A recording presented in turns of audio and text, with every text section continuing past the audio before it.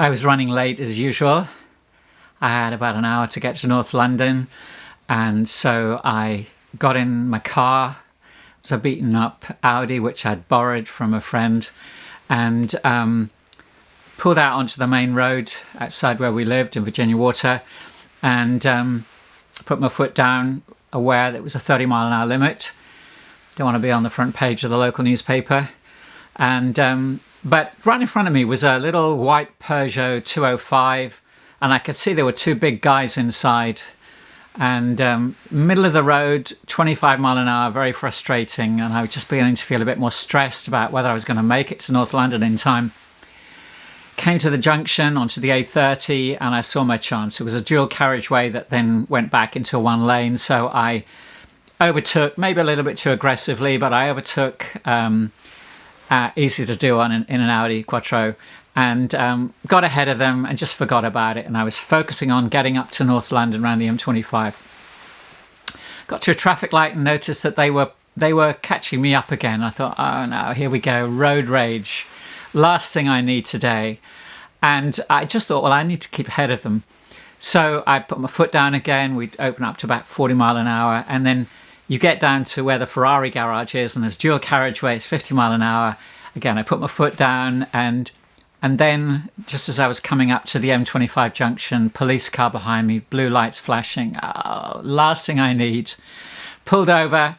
Police officer came round and said, and so what speed were you doing down there? I said, 50. He said, and some. And I thought, oh, here we go, front page of the newspaper. So I said, well, to be honest with you, I was coming through Virginia Water, and there were these two idiots in this little Peugeot 205, 25 mile an hour, middle of the road, and it was just stressful. I pulled out, got ahead of them, and then I noticed they were following me, and I was afraid of road rage, so I just wanted to keep ahead of them. He looked at me in the eye and he said, that was us. And I looked back, and there was a little white Peugeot 205, but it had blue lights within the grille flashing. And yep, he let me off.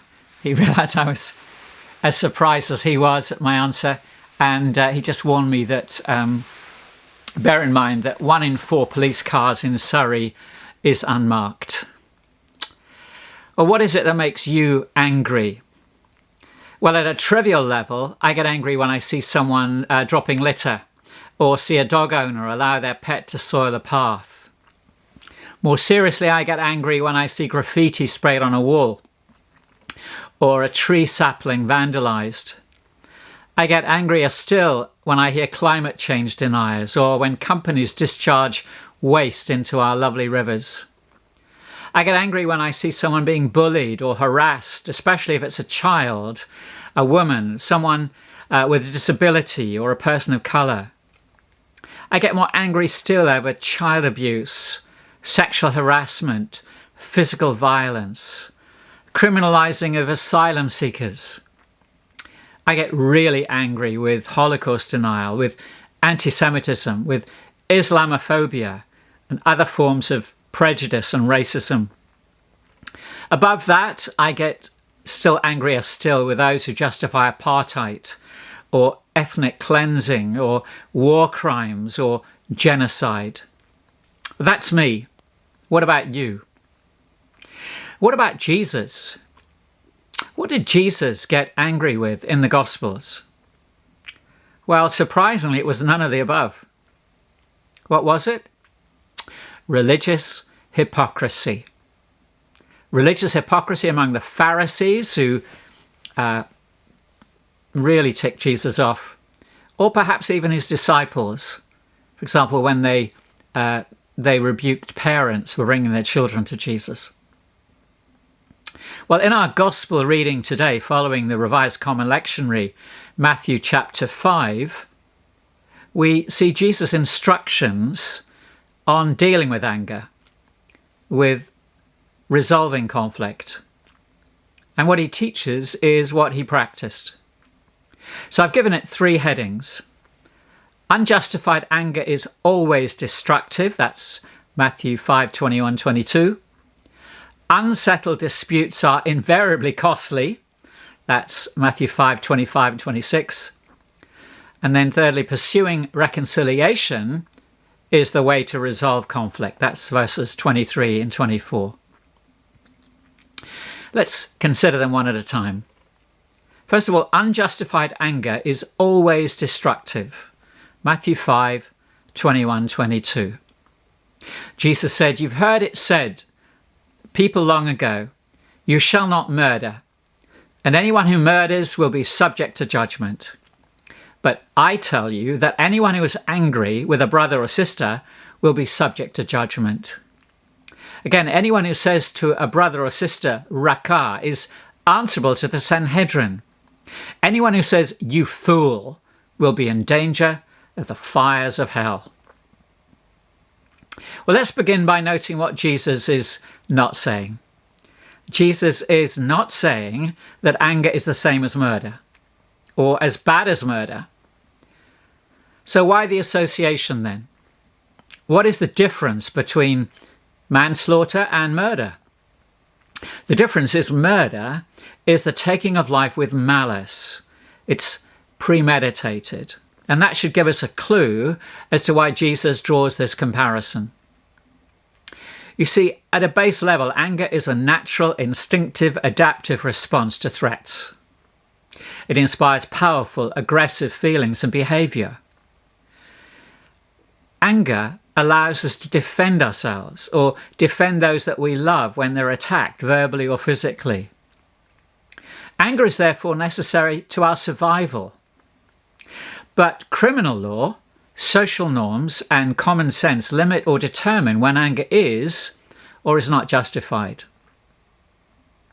For example, when anger is directed against cruelty, abuse, or injustice, when it's in proportion and it's channeled constructively, it's not sinful.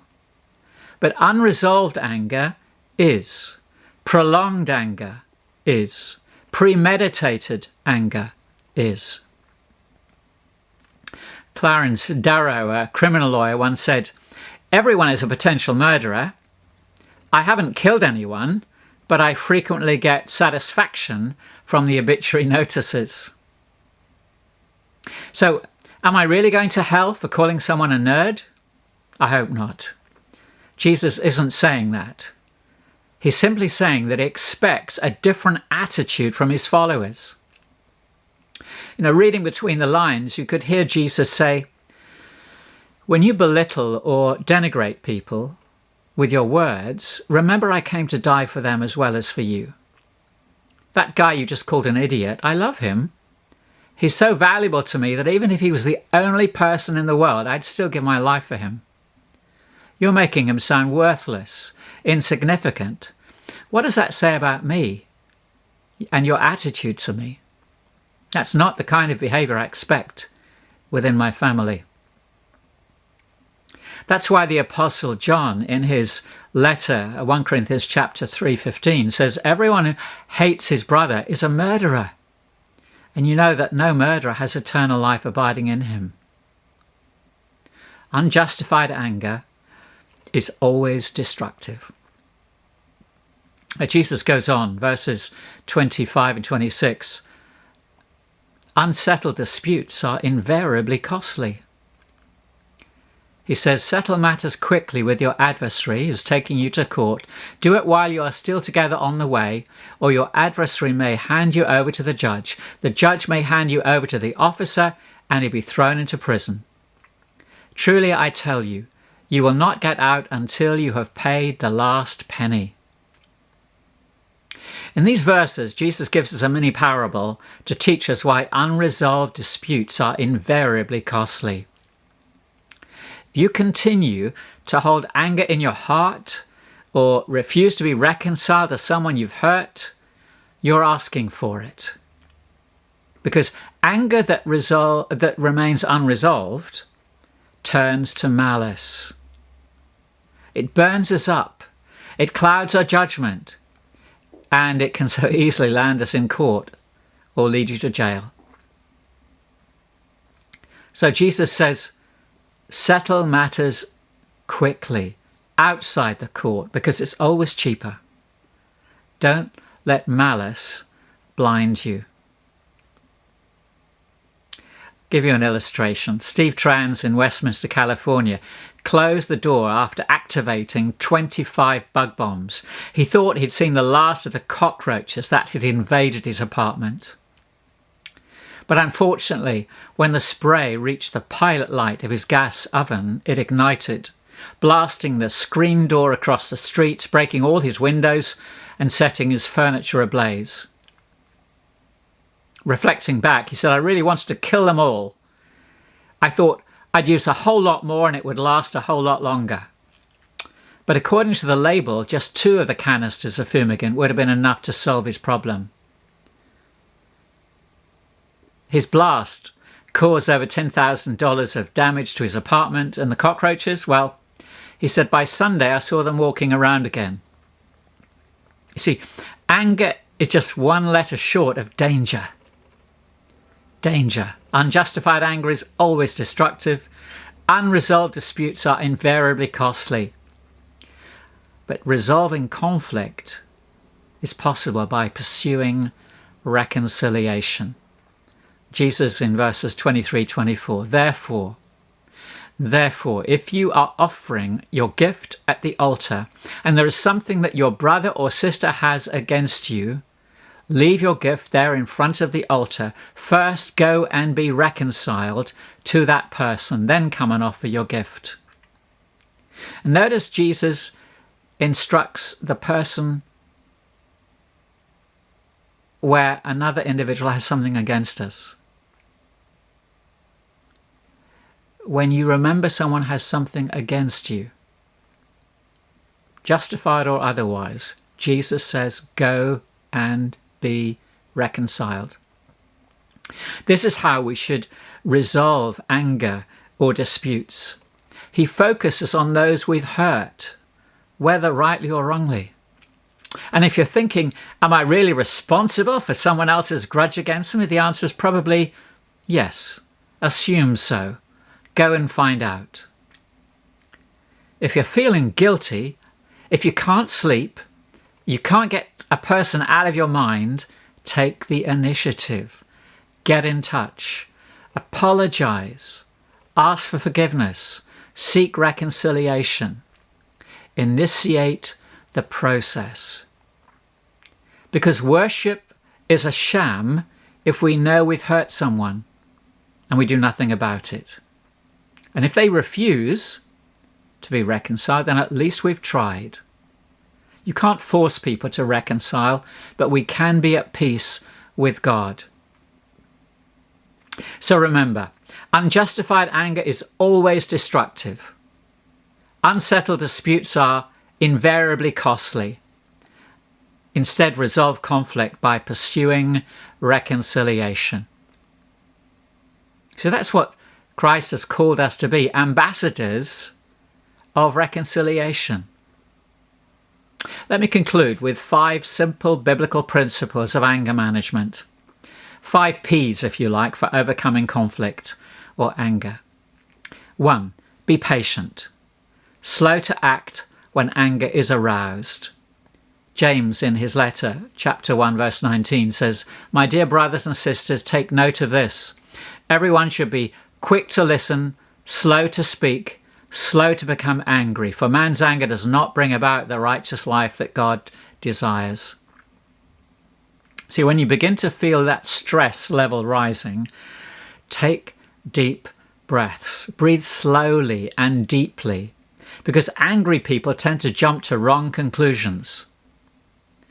If you find yourself in a heated discussion, slow down. Stop interrupting. Don't say the first thing that comes into your mind. Listen. Listen carefully to what the other person's saying. Listen to how they're saying it. And take your time before answering. Be patient. Secondly, be pure. Deal with the root causes of anger. Paul, in his letter to the Ephesians, chapter 4, 31, says, "Get rid of all bitterness, rage and anger, brawling and slander, along with every form of malice." Get rid of it. Throw it out. Dump it. When you begin to feel angry, don't embrace it. Don't nurse it. Don't befriend it. Don't play with it in your mind. Crush it while you can. Take responsibility for your emotions, and where appropriate, confess them to God. Be patient. Secondly, be pure. Thirdly, be peaceful. Forgive when others treat you badly. This is taken from Romans chapter 12, verses 17 to 21. Do not repay anyone evil for evil. If it is possible, as far as it depends on you, live at peace with everyone. Do not take revenge, my dear friends, but leave room for God's wrath. For it's written, it is mine to revenge, I will repay. Therefore, if your enemy is hungry, feed him. If he's thirsty, give him a drink. In so doing, you will heap coals of fire on his head. Do not become overcome by evil, but overcome evil with good. We're being instructed there to act in the opposite way to the way we're being treated. If somebody insults you, bless them. No matter how they treat you, seek their welfare, seek their best interests. Return love for hate and prayers for persecution. That's how Jesus treated us, and that's what he expects us to show others. Be patient, be pure, be peaceful. Fourthly, be proactive. Resolve conflict quickly. Paul, in his letter to the Ephesians, chapter 4:26, says, in your anger do not sin. Do not let the sun go down while you are still angry. Do not give the devil a foothold. Deal with the causes straight away. Take the initiative today, right now, to resolve whatever it is that's causing anger or conflict. And when you do, be careful of the words you use, especially words like never or always. Like, you're always annoying me, or you're never on time. If someone is upsetting you, address the problem, not the person, in one sentence. State how the problem makes you feel, not the person. Be specific, not you make me angry, but I'm angry because ... And then state how you would like the problem resolved. I would really prefer it if you ... Be patient, be pure, be peaceful, be proactive, and then fifthly, be prayerful. Be prayerful. Ask God to help you. Paul, in his letter to Timothy, 1 Timothy 2:8 says, I want people everywhere to lift up holy hands in prayer without anger or disputing. So you can't lift up your hand when your fist is clenched. You can't be angry and pray at the same time. Ask God to help you act like Jesus. Hate the sin, love the sinner. 5 P's for dealing with anger. Be patient, be pure, be peaceful, be proactive, be prayerful. In this exposition, we've seen that unjustified anger is always destructive. Unsettled disputes are invariably costly, but pursuing reconciliation is the God-honoring way to resolve conflicts. Thank you. Now, if you want some more, give me another 5 minutes, because I want to introduce you to an amazing book by a man called John Maxwell. He's a management leadership guru, but in a curiously titled, very short book called There's No Such Thing as Business Ethics, he actually draws on Matthew chapter 18. In fact, every book he's ever written, John Maxwell, he says, is rooted in Scripture. And what I want to share with you briefly, just for another 5 minutes, is 10 principles of conduct for resolving conflict. They're based on Maxwell's book, and it was Matthew 18 that inspired him. And I've used this frequently with church leaders, in our parish, and among friends. 10 principles of conduct. And here we go. 1. If you have a problem with me, come to me privately. 2. If I have a problem with you, I'll come to you privately. If someone has a problem with me and comes to you, send them to me, and I'll do the same for you. 4. If someone consistently will not come to me, say, let's go together. I'm sure he'll see us about this, and I'll do the same for you. 5. Be careful how you interpret me. I'd rather do that myself. On matters that are unclear, do not feel pressure to interpret my feelings or my thoughts. It's easy to misrepresent intentions. 6. And I'll be careful how I interpret you. 7. If it's confidential, don't tell. If you or anyone else comes to me in confidence, I won't tell unless A, the person's going to harm themselves, B, the person's going to harm someone else, or C, it involves a child who's been physically or sexually abused. And I expect the same of you. 8. I do not read unsigned letters or notes. 9. I do not manipulate, and I will not be manipulated. Do not let others manipulate you. And do not let others try and manipulate me through you. 10. When in doubt, just say it. If I can answer it without misrepresenting something or breaking a confidence, I will. 10 simple principles of conduct that would resolve so much conflict in our world today if we followed them. Thank you. If you found this presentation helpful and would like the text, especially the text of the 10 principles, go to my website, www.stephensizer.com, and you'll find the text along with this video on the either on the sermon page, teaching page, or on the home page. Thank you, and God bless you.